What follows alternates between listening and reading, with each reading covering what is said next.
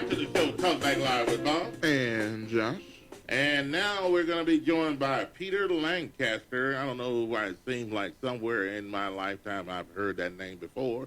But we're going to be joined by Peter now. Peter from Birmingham, Alabama, welcome to the show.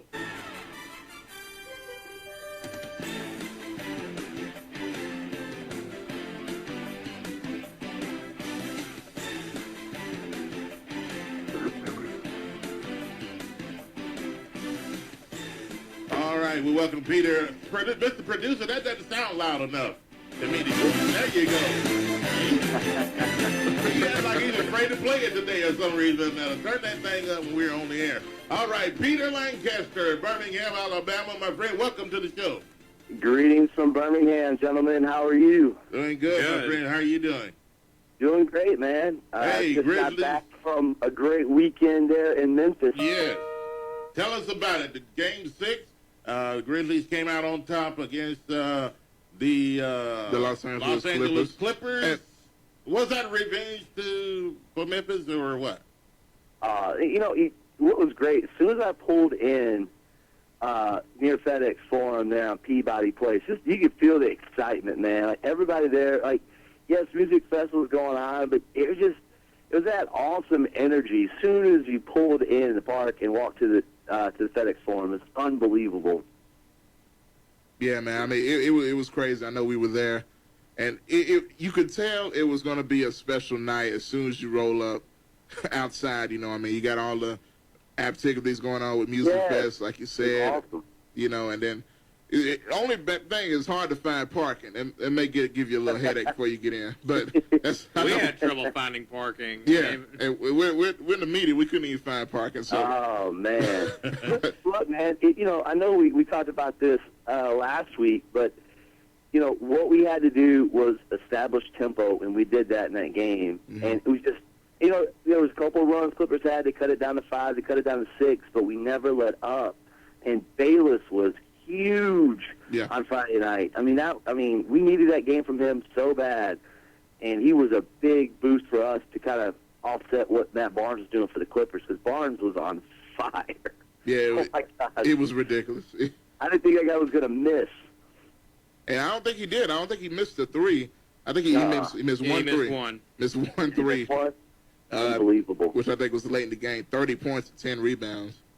Just out of nowhere. But, and I see what you're talking about with Bayless. Had 16 points. I know he hit that buzzer beater at the end of the third quarter, which it seems like that's becoming a theme with the Grizzlies now, hitting a buzzer beater. 3 games in a row right before the end of the third quarter. You're right. Exactly. And Cupon's crazy half-court shot yesterday. But, what was your thoughts being in FedEx Forum? I know we talked about this a little earlier, but from your perspective, being out there in the crowd and all the crazy chants of whoop that clip and whoop that trick and all those other things going on at the Forum, what was your thoughts, man? I'm 34 years old, and as a grown man, I've never said that word out loud in front of 18,000 strangers. It was, I don't know, it was kind of thrilling, but yet kind of taboo at the same time, that I found myself waving my growl towel even harder each time I said it. And when they dropped that bass that one time, to entice the crowd, I was laughing so hard I thought I was going to cry. Because, that just, all that did was just make that place even more rowdy. And Memphis, man, the fans, the Grizzly fans in the FedEx Forum Friday night, that had to be one of the best games I've ever been to as a spectator or even as a fan. It's just incredible, man. You can't even,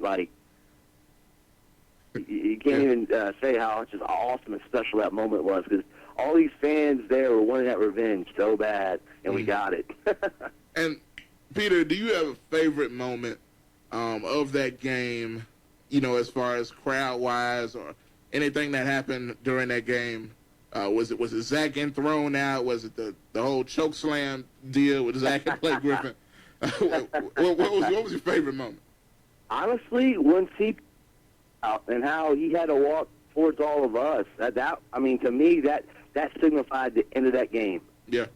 Their best player literally just could not take it anymore, and he wanted out of that game no matter what. To me, that was my favorite. Obviously, all those other things were just as amazing, don't get me wrong. Mm-hmm. But to me, that was like the signature sign from the Clippers that they have officially waved the whites out, man. They just cannot handle anymore.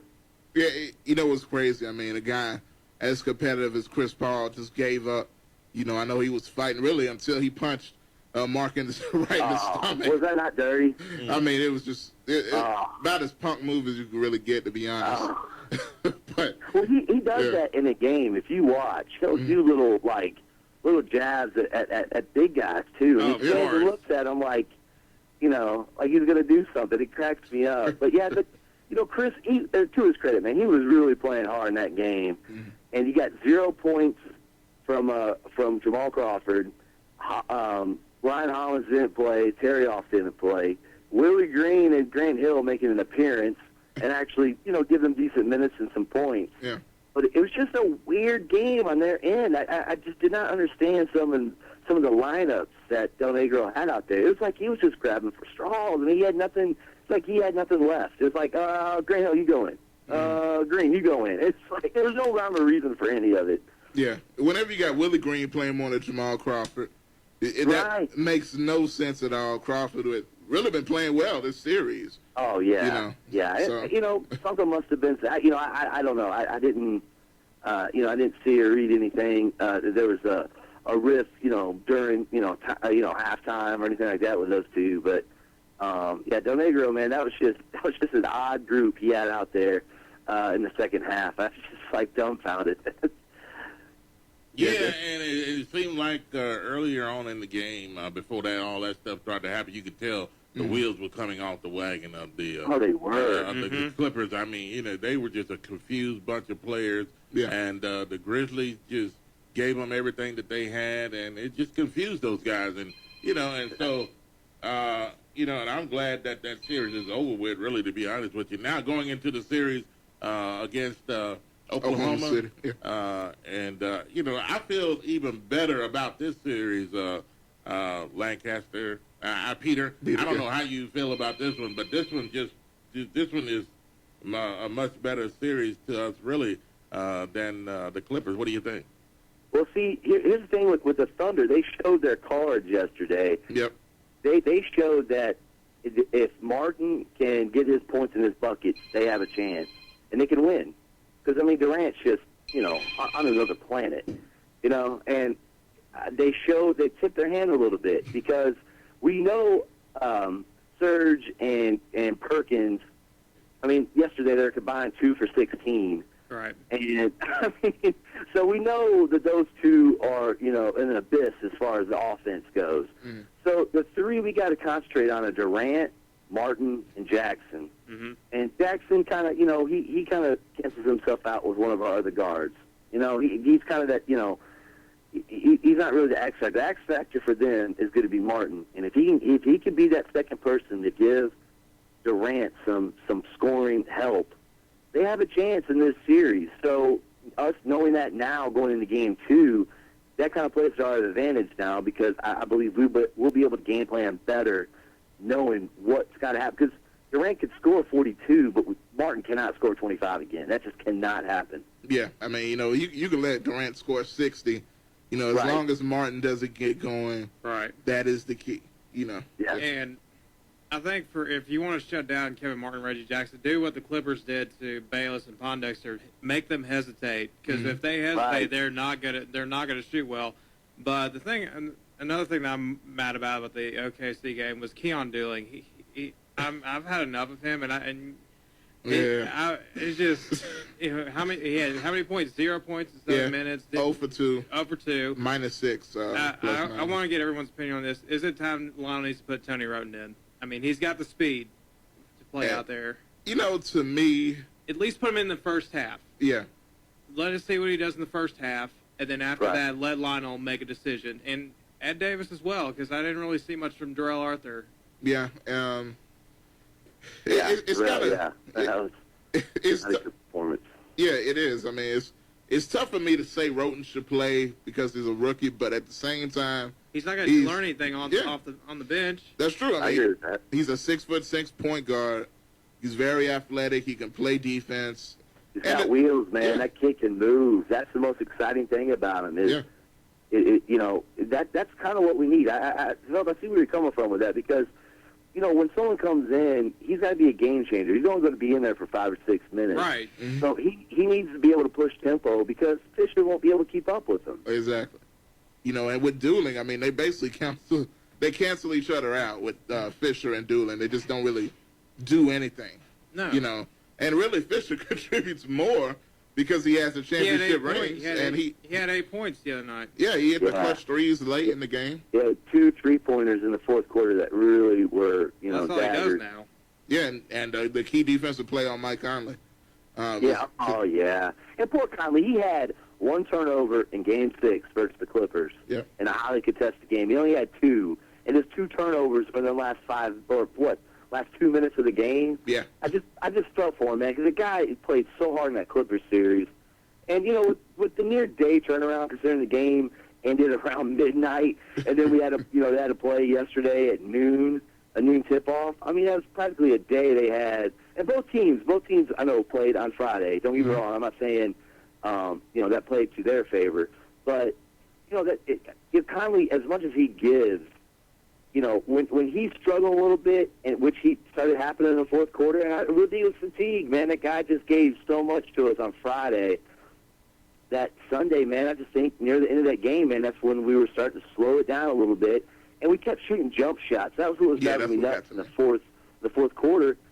I said to y'all last week, our bread and butter, man. Yep. I mean, Gasol and Randolph had combined 38 points. 38 points and 20 rebounds. Mm-hmm. I mean, they did not miss a whole lot inside. They shot over 50%. That means, we had, 5 wasted possessions? Yep. Had we gone inside 2 of those times, we would have at least gotten, 4 points. So, I know in the grand scheme of things, hindsight, you can't look at it like that because, in those situations, there's all these different factors that happen. But I think, now we know fourth quarter, they can't stop us. Let's just keep going inside, please. Exactly. And I know I brought up the stat before you came on. In the last 7:38 in the fourth quarter, the Grizzlies went 2 for 10, and Kevin Durant by himself went 6 for 8 from the field. And really, they just gave it to him. He was scoring on double teams. Right. I mean, he hit the shot over Tayshaun Prince, he was doing all night. Now, we can't continue to make up excuses for Kevin Durant. I mean, why this guy scores 35 points a game. Somebody need to stop this guy.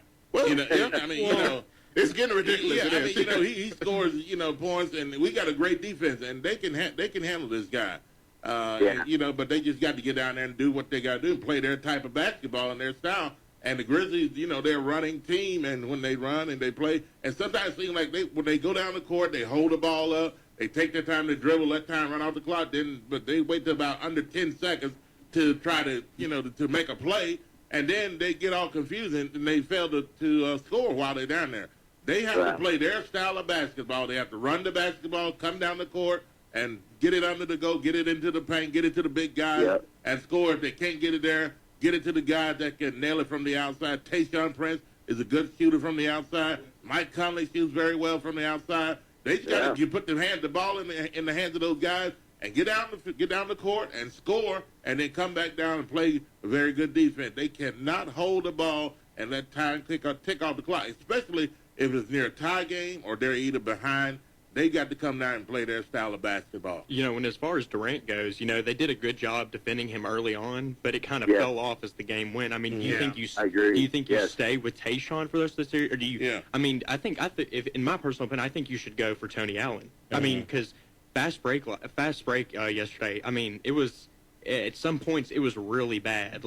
You were having Kevin Durant, some of the other players just not even passing the ball. They would just go straight down. I mean, Tony Allen he's a more athletic, versatile defender. Do you put him on him for the rest of the series? And you notice as soon as he come into the game, he started making plays and causing turnovers and stealing the ball and that type of thing. So, when Tony Allen's out there, it kind of it brings momentum, it brings excitement to the rest of the guys that are out there, and that's what he does. He's a playmaker. And, not to take anything away from Tayshaun, he was hurt in that game. He fought through it. I mean, after he did very well. After the Collinson foul, something with his leg or something where he was definitely gimping up and down the floor. But at that point, the thing too about Allen and Prince, they're two different types of defenders. Yeah. Prince stays low and he absorbs the contact. Mm-hmm. Tony encourages the contact. He's more physical. He's the aggressor, and that's the difference. And you saw that in that game. Tayshaun was more on his heels. Yep. And all Grant does is that little stutter move, and he goes over the top because he's like almost 7 foot. Yeah. So that's the difference, and that's what I was talking about last week. It's like we have the three guys that we could just keep pushing on Durant. Yeah. Give him different looks. Make life hard on him, because I think if Tony can rotate on Durant for maybe a quarter, or whatever combination is working against Durant, stick with it. And I really think Hollins will do that. And I think, and I think we took the first blow by losing that game. I think we learned so much, so quick. And I think Hollins showed that in those 2 losses we had against the Clippers and adjustments we made and winning 4 straight. And I really think the Thunder don't. It's just their bench.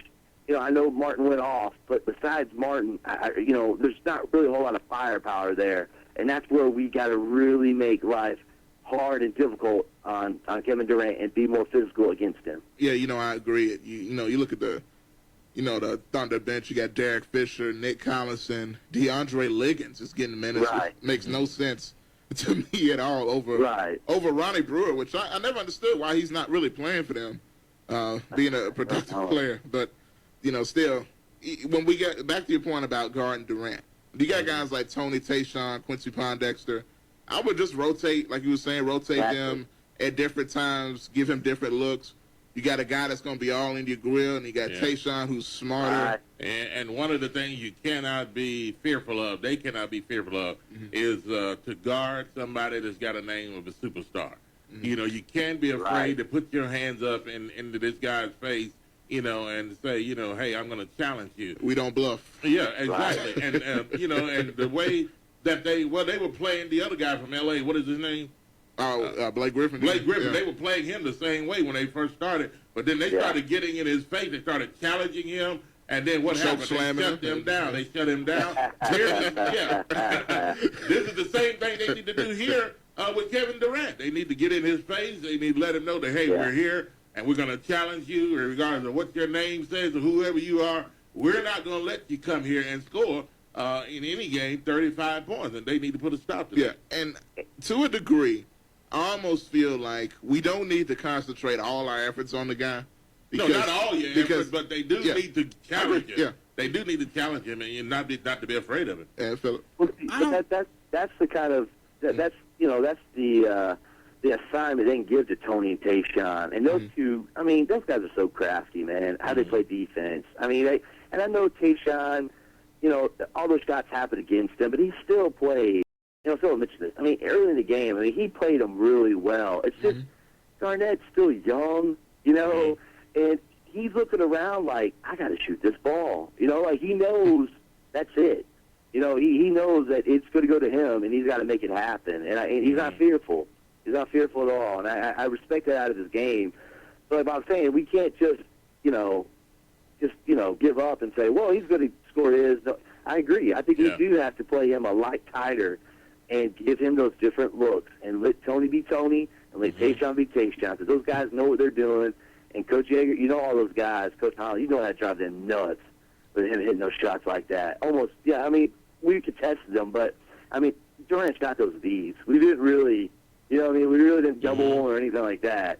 So I would not be surprised to see us play him a little bit different in Game 2 and really put more pressure on him. All right, hold it right there, guys. We're going to take a break right here, and when we come back, we'll continue to talk the Grizzlies and maybe mention something else about some of the other NBA teams. Were you surprised about Indiana, New York, or how far are you going to Speaking of a beatdown, Indiana, New York. Yeah. So we'll talk about that when we come back from the break. And coming up at 4 o'clock, and we've got Brian Heater. He is a new guy here, and he'll be joining us. He was just Memphis Tiger basketball. Just at the press conference about Damon Stoudemire.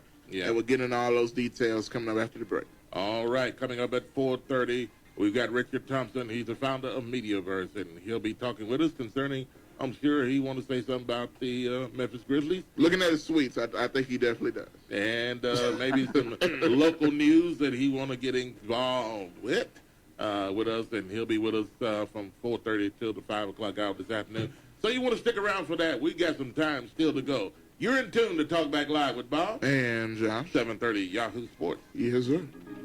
Yep, yep.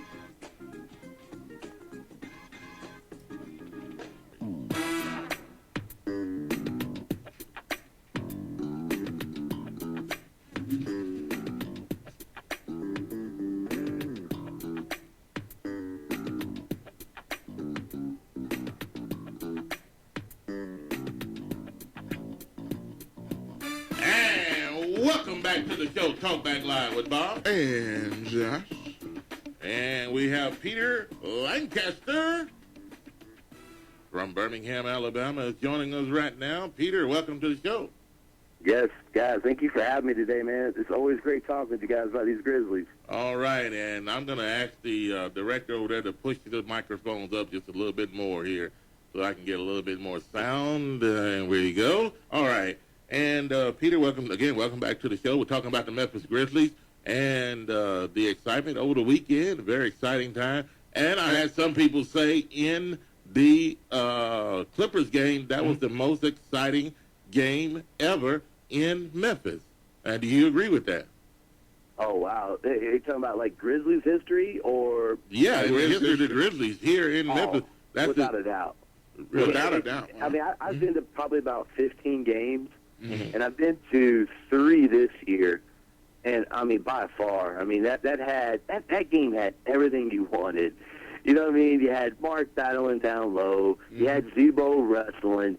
You had Tony and Zebo getting the crowd just getting just in like frantic mode. I mean it was just.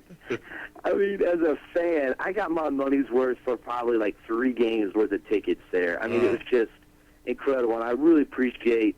Just all the other fans and the team, just for all the energy there, man. You could feel it, man. As soon as you pulled in to Beal, man, it's just like, oh my gosh, yeah, it's here. This is huge. Mm-hmm. Yeah, man. Going forward, after that game, and you would think somewhat of a hangover, even for the Grizzlies, being in that type of environment, it then having such a quick turnaround because.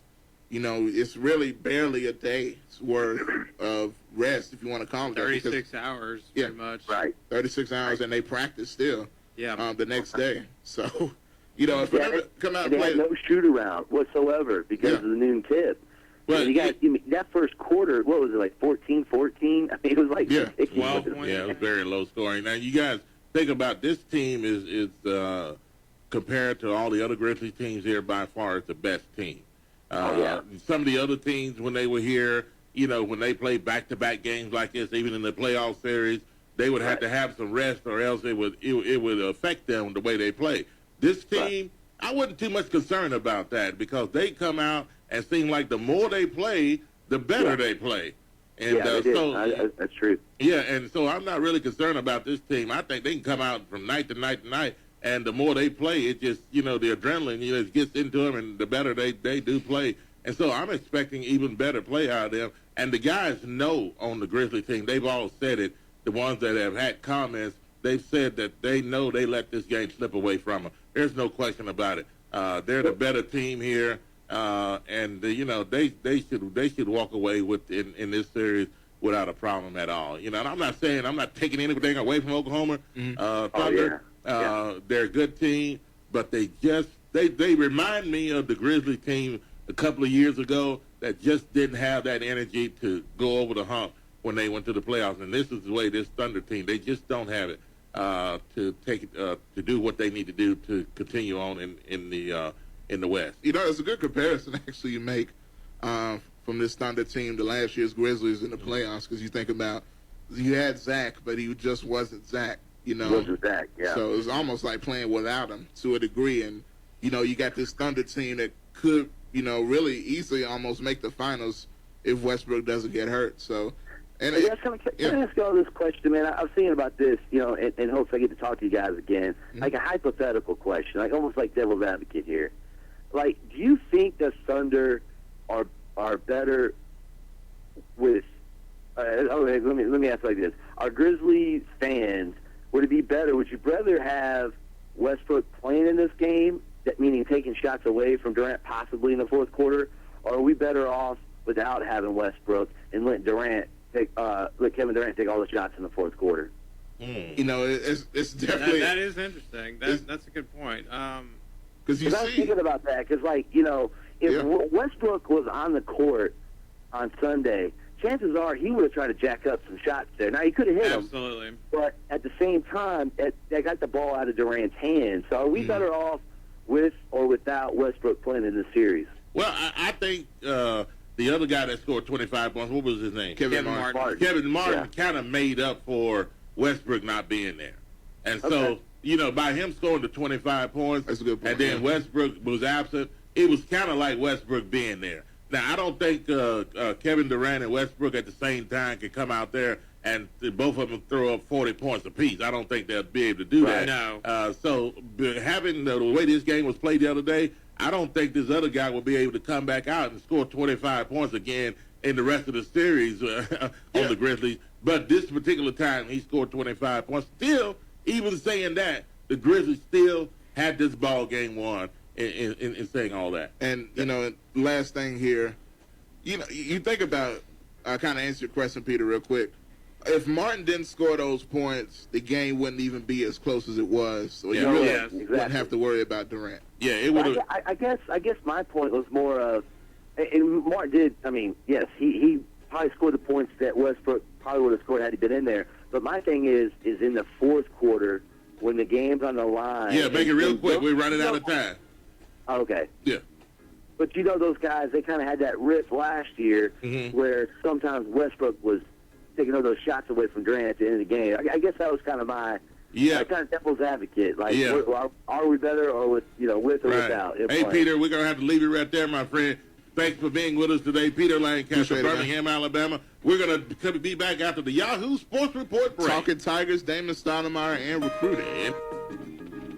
7:30 Yahoo Sports is KQPN West Memphis, Arkansas, Memphis, Tennessee. 7:30 Yahoo Sports, Memphis' sports